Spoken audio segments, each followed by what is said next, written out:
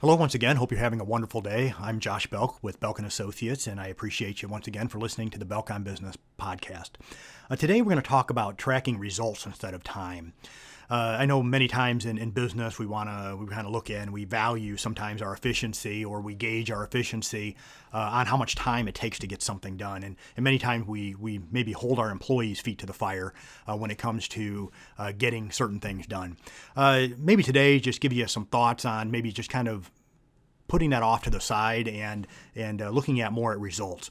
I'm in a professional services industry as an accountant, and I know many accounting firms, many law firms, and you've probably gotten bills from them that they say we spent 2.5 hours on this particular project, and they may bill in 15-minute quantities and that type of thing, and there may be some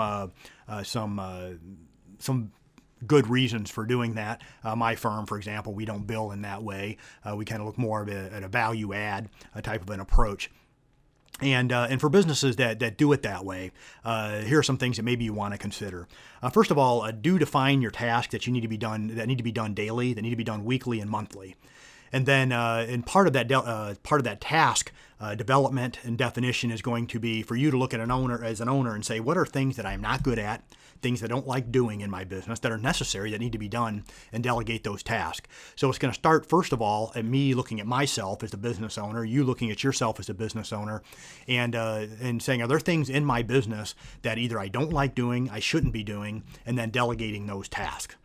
And so, for example, in my business, and I started off, as I mentioned in a previous podcast, as many business owners do, especially in the professional services industry, it's just us.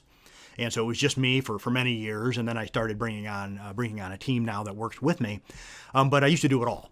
So I do my own billing, I did my own paying of my own bills and everything else. And then as I started hiring on full-time staff, one of them came to me one day and looked at me and said, "Josh, what in the world are you doing? Why are you doing your own billing?" And I'm like, well, because I kind of like doing it. And he goes, well, you may like doing it, but you stink at it. And he gave me the reasons why, and you know what, he was spot on. And so I understood that, you know what, this is something that I may enjoy doing, but I'm not good at it. So I began to delegate those tasks that I'm not good at, or maybe tasks that I don't like doing. There are still some tasks in my business that I do that I shouldn't be doing, and I need to delegate those. But understanding in your business what are tasks that I should be doing, what are tasks that my team should be doing, and delegate those tasks. And then also defining how frequently those tasks should be done. In this day and age, now that we have software out there that can help you with task delegation, such as Asana, you have, of course, many of us use Google Calendars or iCalendars that really help us in these areas. But clearly defining what are those tasks that need to be done and what time frame do they need to be done. Secondly, hold a weekly huddle with your team, which will include these three elements. First of all, looking at the task list to make sure that the items are being done. So you're looking at your team and saying, okay, well, these are the tasks that we need to get done. Where are we at? Are these tasks getting done? Secondly, ask in what areas that you as a leader in your business can help your team. And just yesterday here in my office on Monday morning, yesterday morning, we had a huddle with our team. And as I sat down with them, I looked at a young lady in our office who went from part-time to full-time, and I just simply asked her, are there some areas that you're struggling in that I can help you? And just left the question open. It was not a judgmental question, but I really wanted to know, as the leader of the business, what can I do to help you? Because I really want for her to operate in a way that's very efficient. And then as the owner, I want to make sure that her tasks are getting done as efficiently as possible. I've been doing this a long time. She hasn't. So where are areas that I can bring value to my employees and be a help to my employees? So ask them what areas that leadership in the business can bring direction. And this can also help identify areas where maybe you're overstaffed, understaffed. Maybe they just need a little bit more direction. Maybe it can be a determination that maybe you just have the wrong person altogether, or maybe they just need clarity. Okay, I understand what I'm doing, but I don't understand why I'm doing it. And maybe sometimes that can be a help to your employees as well. Next, allow for an employee every week in that meeting to ask any question they want.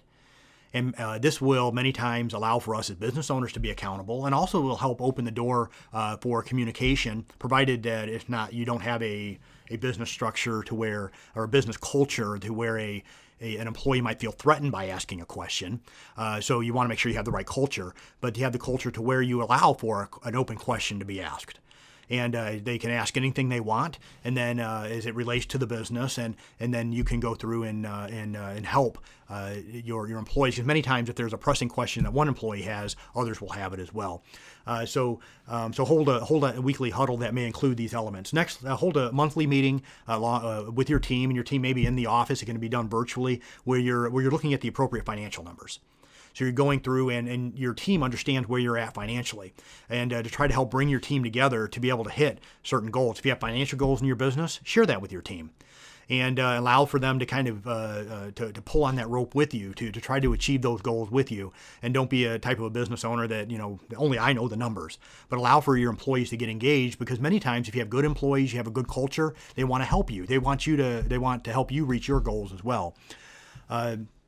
And then lastly, develop a dashboard reflecting productivity metrics to measure efficiency.